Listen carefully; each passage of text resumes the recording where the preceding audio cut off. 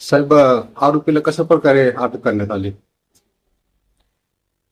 यामध्ये आम्हाला जे फुटेज प्राप्त झाले होते त्या फुटेजवरून आरोपींची माहिती घेतली आणि सदरचे आरोपी हे सोलापूर या ठिकाणी आहेत अशी खात्रीशीर बातमी मिळाल्याने पोलीस ठाणे कामतकर हवालदार तसेच शिरसाट व इतर अंमलदार यांना पाठवून सदर आरोपींचा शोध घेतला असता प्रथम मिळून आणले. त्यानंतर गोपनीय माहिती घेतली आणि मग आरोपी पकडून ताब्यात घेण्यात आलेले आहेत. त्यामध्ये एक आरोपी मिळालेला आहे आणि सदर आरोपीकडून चोरीस गेलेला मुद्देमाल 100% रिकव्हर करण्यात आलेला आहे. मुद्देमाल, चोरी गेलेला मुद्देमाल नेमका 4 तोळे सोने होतं, चोरी रिकव्हर करण्यात आलेलं आहे. नागरिकांना काय आव्हान करतात?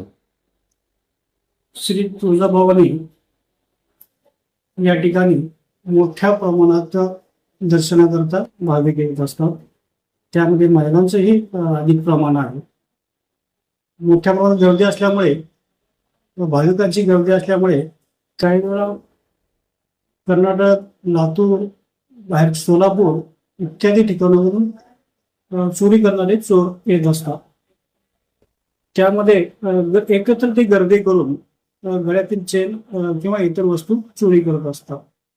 आमची अशी भाविकांना सूचना आहे की दर्शनाला किंवा इतर येत असताना दागिने कमी प्रमाणात वापरण्यात यावे. भाविकांनी काळजी घ्यावी. भाविकांनी त्या बाबतीत काळजी घ्यावी.